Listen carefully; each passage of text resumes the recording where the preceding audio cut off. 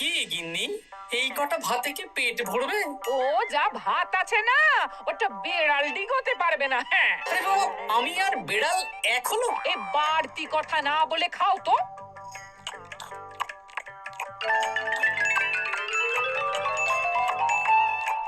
গিন্নি, পেটটা ভরেনি বুঝলে, তুমি আর এক হাঁড়ি ভাত বসাও। আমার জন্য দু হাতে রাখা আছে, ওটাও খেয়ে নাও না, খাও। আমি আর ভাত বসাতে পারবো না, এখন উনুন ধরাও, আঁচ দাও, ভাত বসাও। আহ, আরে তোমারটা তুমি খেয়ে নাও না। তুমি তো জানো আমার এইটুকু খাবারে পোষায় না। তারপর তুমি আজকে ওই ওলের ঝোলটা যা বানিয়েছিলে না, আহা। খাই খাই খাই খাই করে আমার জীবনটাও খেয়ে ফেললে গো। আরে বাবা, ভগবান এই পেট দিয়েছে কিসের জন্য? এত খাটাখাটনি সবকিছুই তো এর জন্য নাকি? হ্যাঁ,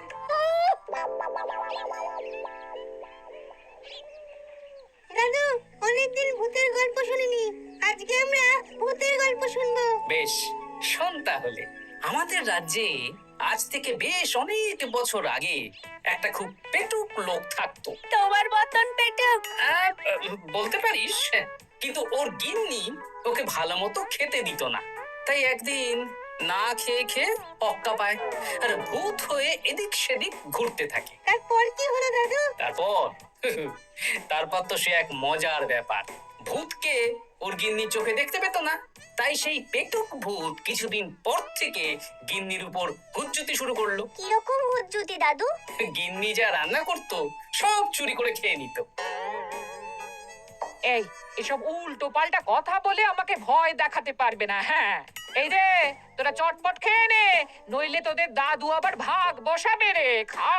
আচ্ছা দিদা। এই শোনো না, তুমি আমার জন্যেও আরো কয়েকটা বেগুনি ভাজো। হ্যাঁ, এই তো একটু আগে 4টে বেগুনি আর এক বাটি মুড়ি দিলাম। হ্যাঁ, আরে সেগুলো তো পেটের কোন কোনায় হারিয়ে গেছে গিন্নি। তুমি ভাবো আমিও হারিয়ে গেছি? বেশি খিদে পেলে নিজে রান্না করে খাও। আর সে তুমি না থাকলে আমি রান্না করেই খেতাম। দিদা, দাদু কিন্তু তোমাকে চলে যেতে বললো। কি বললে? আমি চলে যাব? আরে তাহলে তাই হবে। এই গুলটে, তুই এসব কি বলছিস বলতো? গুছিয়ে বিদায় নিচ্ছি। আরে আরে আরে, কোথায় চলে যেতে বললাম গিন্নি? হয়েছি আর না, আজকে আমি বাপের বাড়ি চলে যাব। হ্যাঁ, এই এই এই দেখো, আমি কোথায় চলে যেতে বললাম? তোমার মনের কথা আমি বুঝে গেছি। এই দেখো, থাকবো না এই পোড়ার মুখ সংসারে। যা। লক্ষ্মী সোনা রাগ করেছে। হাওয়া গরম আছে, চল এখান থেকে বেগুনি নিয়ে এখন কেটে পড়ি। এই সামান্য ব্যাপারে রাগ করার কি আছে বলো তো? এবার নিজের সংসার নিয়ে নিজে থাকো, সারাদিন শুধু খাই খাই আর খাই খাই। নাও এবার ঠেলা সামলাও। ভুল করেও আমাকে বাপের বাড়িতে ডাকতে যাবে না বলে দিচ্ছি। যদি যাও তাহলে আমার থেকে খারাপ কেউ হবে না, এই বলে দিলাম।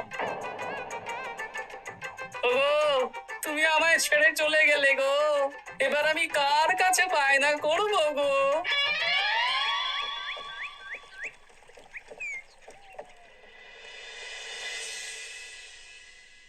কিরে, তুই একা একা?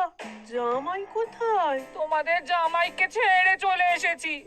মা, তুমি কি থাকতে দেবে না আমি চলে যাব? এসব আবার কি কথা বলছিস তুই? হ্যাঁ, এ তো তোরও বাড়ি। আমাদের ভাত ডাল জুটলে তোরও জুটবে। কি হয়েছে রে দিদি? দিন রাত খেটে খেটে কয়লার মতো পুড়ে যাচ্ছি, আর ওনার বায়না শেষ নেই। সারাদিন শুধু খাই খাই আর খাই খাই। এবার বুঝবে জামাই বাবু। হ্যাঁ, নিজে হাত পুড়িয়ে রান্না করার ঠেলা।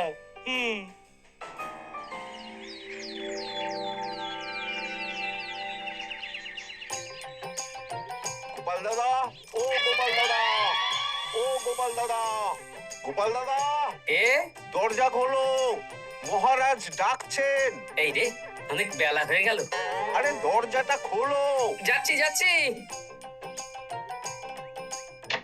আরে আজকে তো গ্রামের সেচ প্রকল্প নিয়ে আলোচনা আছে, মহারাজ তাই তোমাকে ডাকছেন। মুখ হাত ধুয়ে যাচ্ছি।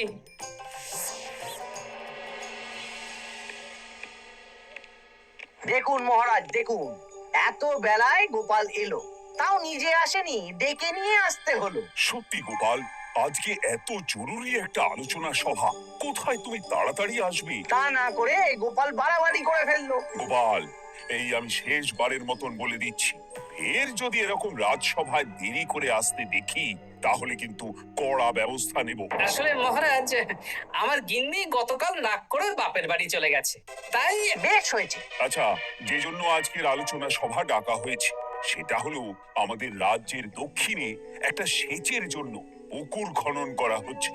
এ তো খুব ভালো কথা মহারাজ।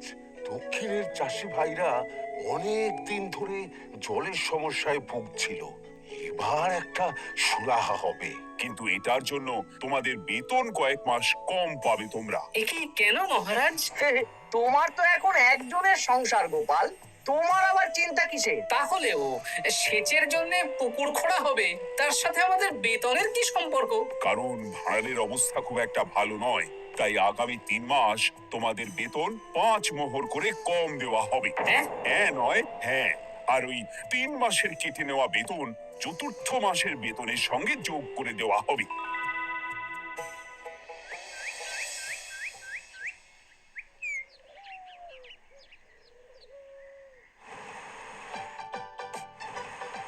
কি দাদু, এ তোমার চোখ মুখের কি অবস্থা?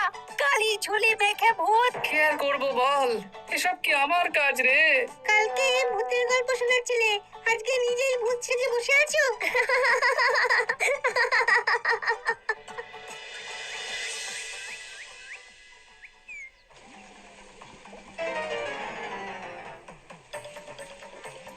এই রে, ভাতগুলো পুড়ে গেছে। দূর দূর দূর, এভাবে হয় নাকি? না, এবার থেকে ভোজনালয় থেকেই খাবার খেতে হবে। একার জন্য কে আবার রান্না করে? দূর দূর। কি গোপাল দাদা, তুমিও আমার মতন ভোজনালয়ে খাচ্ছ? আমার না হয় বাড়িতে রান্না করার কেউ নেই। আমারও নেই, যে ছিল সে ছেড়ে চলে গেছে। ভাই, আর একটু ভাত দেবে? গোপাল দাদা, ভাত আর হবে না গো, আরো কয়েকজন দৈনিক খদ্দের আসবে, তাদের জন্য রেখে দিয়েছি। তাহলে কি আর করা যাবে? একটু একটু ওই তরকারি একটা শাল পাতায় মুড়ে দে, বাড়িতে গিয়ে মুড়ি দিয়ে খাবো। আচ্ছা, তা দিচ্ছি। তুমি খাওয়া হয়ে গেলে হাত মুখ ধুয়ে নাও। আচ্ছা গোপাল দাদা, গিন্নিমা চলে গেল কেন? সে তোর গিন্নিমাকে গিয়ে জিজ্ঞেস কর। সেটা জিজ্ঞেস করতেই হবে, তোমার মতো একটা ভালো মানুষকে ছেড়ে চলে গেছে।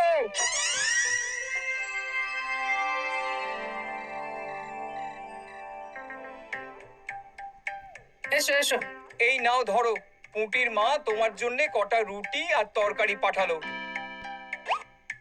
শুনলাম তুমি বাইরে ভোজনালয় খাচ্ছ। কি আর করবো বলো, একদিনই ঘর দুয়ারের একই অবস্থা করেছো গো গোপাল দাদা। ওই একার সংসার। এখন আমার কাজের মধ্যে দুই, খাই আর শুই। তা গিন্নিমাকে খবর দাও। না না না, খবর দিলে আবার অশান্তি শুরু করবে। বরং তুমি গিয়ে বলো। বেশ, তাহলে কালকে আমি তোমার শ্বশুর বাড়ির দিকে সার কিনতে যাব, না হয় গিন্নিমাকে আমিই খবর দিয়ে দেবো।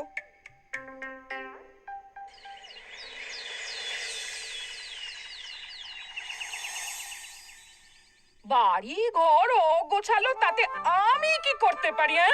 এখন আমি আর ওই বাড়িতে থাকি না। হ্যাঁ, শুধু তাই না, গোপাল দাদা বাইরে ভোজনালয়ে তেল মশলা দেওয়া উল্টো পাল্টা খাবার খাচ্ছে গো। থাক, আমাকে এসব কথা শোনাতে আসবে না পুটির বাবা। আমার খাটতে খাটতে জীবনটা কয়লা হয়ে গেছে, কয়লা। ওনার বায়না শেষ নেই। হ্যাঁ, বুঝলে গোপাল দাদা, আমি গিন্নিমাকে অনেক করে বোঝালাম, কিন্তু কিছুতেই কোনো কথা শুনলো না। বেশ, শুনতে হবে না। এরকম বললে হয় নাকি? চারিদিকে ঘর দুয়ার অগোছালো, খাবারের থালা বাসন এদিক ওদিক ছড়িয়ে ছিটিয়ে আছে। ওরে বাবারে, ইঁদুরেও আস্তানা করেছে। তা যা হচ্ছে হোক।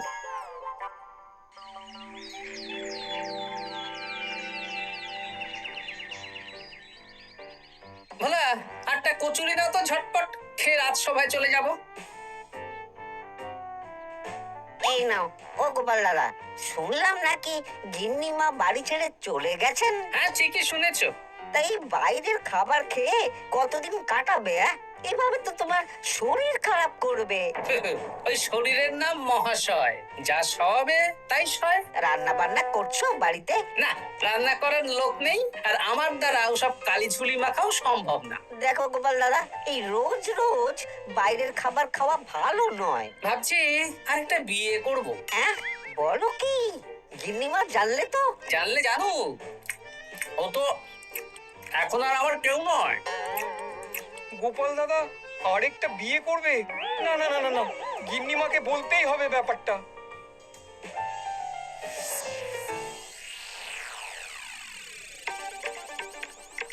গিন্নিমা, তুমি আবার এসেছো পুটির বাবা? সর্বনাশ হয়ে গেছে। আবার কি সর্বনাশ? হ্যাঁ, বাড়ির চারিদিকে অগোছালো, ইঁদুর মশা মাছি ঘুরে বেড়াচ্ছে। আমি আর ওই বাড়িতে যাব না। গোপাল দাদাও সেই ব্যবস্থাই পাকাপাকি করতে চলেছে, আরেকটা বিয়ে করবে। কি বললে? জল জ্যান্ত বউ থাকতে আরেকটা বিয়ে? হ্যাঁ, আমি আজকেই যাব। ওর একদিন কি আমার একদিন? হ্যাঁ, আমি আজকেই যাব। এই দিদি, এক মুহূর্তে এরকম বদলে গেলি কেন? আবার আবার তো জামাইবাবু তোকে কাটাবে। তাহলে তোর জামাই বাবুটাই অন্য কারো হয়ে যাবে? হ্যাঁ, আমি বেঁচে থাকতে আমি হতে দেব না। তাহলে দিদি আমিও যাব। ওই জামাইবাবু অতিরিক্ত খায়, জামাইবাবুর খাওয়া বন্ধ করতে হবে, বুঝলি? ঠিক আছে, চল তাহলে চল। ঠিক আছে, চলুন তাহলে। হ্যাঁ হ্যাঁ, তাই চলো। বুঝলি দিদি, আমার মাথায় একটা মতলব এসেছে। কি মতলব শুনি?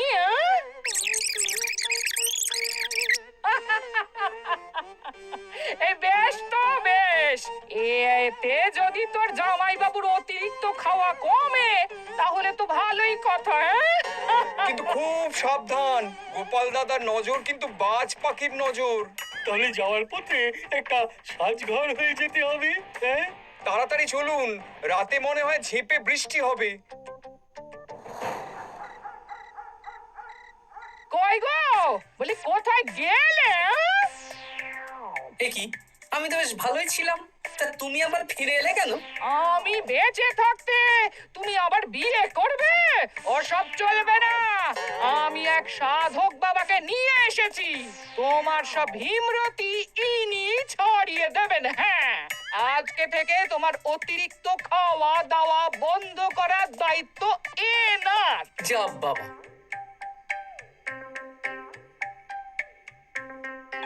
এ কি করেছো গো? হ্যাঁ, ঘর দুয়ার তো পুরো শ্মশান হয়ে গেছে গো।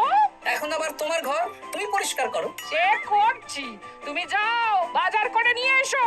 ভোলার দোকান থেকে বেশি করে ছানা আনবে, আর রাতে ছানার বড়া করে তরকারি বানাবো। হ্যাঁ, আহা, কতদিন খাইনি, এক্ষুনি যাচ্ছি। উহ, তাড়াতাড়ি যাও, তাড়াতাড়ি যাও। মেঘ ডাকছে, রাতে বৃষ্টি হবে। আমি এই ঘর গুছিয়ে রান্না বসাচ্ছি গো। বলো কি গোপাল দাদা, গিন্নিমা ফিরে এসেছেন? হ্যাঁ, সকালে তোমার দোকানে বলেছিলাম না বিয়ে করব, সেটা নিশ্চয়ই কেউ শুনে গিন্নির কানে দিয়েছে। ব্যাস, ঘরের বউ ঘরে চলে এলো। সকালে যখন তোমাকে আমি ওই কচুরি দিচ্ছিলাম, তখন তো ওই পুঁটির বাবাকে দোকানের সামনে দিয়ে হেঁটে যেতে দেখেছিলাম। তাহলে পুটির বাবাই খবর দিয়েছে, ভালোই হয়েছে। যাই হোক, আমাকে ওই 500 গ্রাম মতো ছানা দাও তো, গিন্নি ছানার বড়া দিয়ে তরকারি করবে। ভালো তো, ভালো তো, তোমরা ওই কর্তা গিন্নি একসাথে খাবে। আবার কোন সাধককে নিয়ে এসেছে যে আবার খাবার খাওয়া নিয়ন্ত্রণ করবে? দেখো কি করে তোমাকে সামলায়। এই নাও।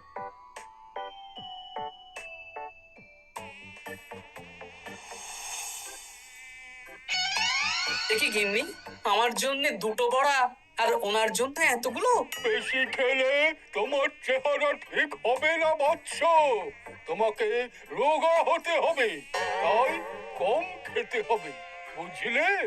ঠিক আছে, আপনাকে আমি মজা দেখাচ্ছি। অগত্যা গিন্নির হাতের খাবার খাচ্ছি, এই আমার 14 পুরুষের ভাগ্য ভালো।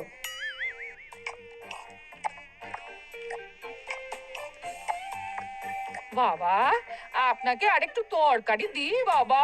দে মা, দে। আমাকে দাও। একদম না, বলেছি না তোকে রোগা হতে হবে? হ্যাঁ, কি মশা রে তোদের বাড়িতে?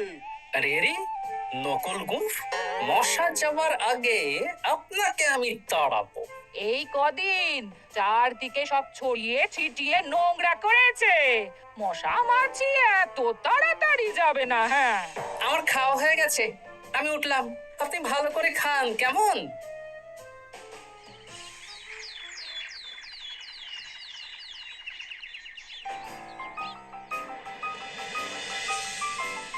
বিজ্ঞানী, আরে গোপাল যে, কি ব্যাপার?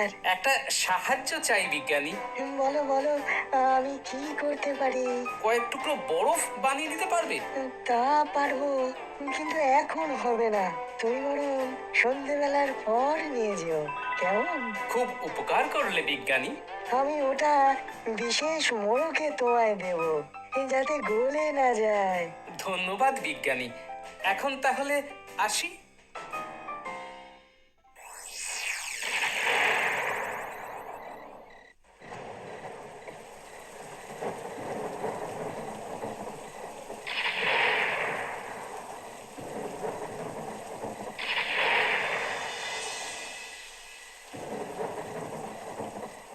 ভালো করেছিস বাবা, যা মশার উৎপাত, মশারি ছাড়া ঘুমোনো যাবে না। কথায় আছে সেবাই পরম ধর্ম, তাই একটু ধর্মকর্ম করছি আর কি।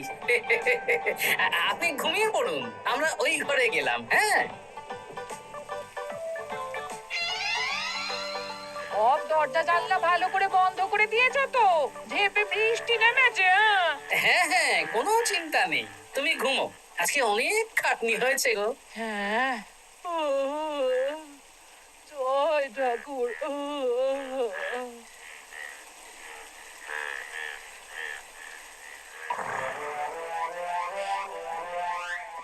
এই তো, গিন্নিও ঘুমিয়েছে, এবার আসল কাজ শুরু হবে।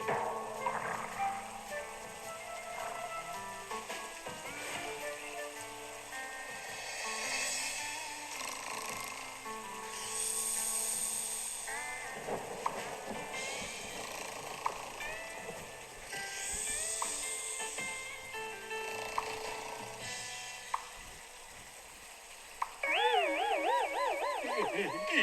হ্যাঁ? জল পড়ছে কেন? চাল ফুটো হয়ে গেল নাকি? এত রাতে দিদিকে ডাকা ঠিক হবে না। আরে আরে কি মুশকিল, এখনই জল পড়ছে। আরে দূর দূর।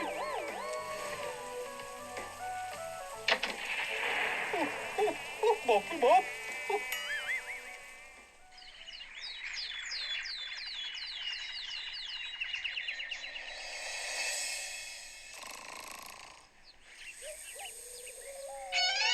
সুপ্রভাত। প্রভাত আর শো নেই। কেন? সারা রাত প্রথমে ভিজেছি, তারপরে মশার কামড় খেয়েছি। ভিজেছেন কেন? আচ্ছা, এ কি? আচ্ছা। রাতে চাল ফুটো হয়ে জল পড়ছিল। আচ্ছা।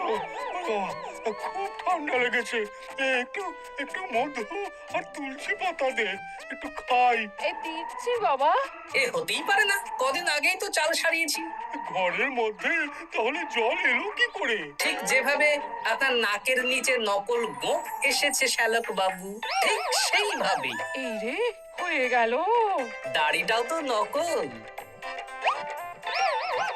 না মানে আমি বুঝিয়ে বলছি গোপাল, তুমি তো একটু বেশি করে খাও, তাই আমি ভেবেছিলাম ওই তোমার যাতে খাওয়াটা একটু কমে, তাহলে আমার দিদির খাটনিটা একটু কমবে।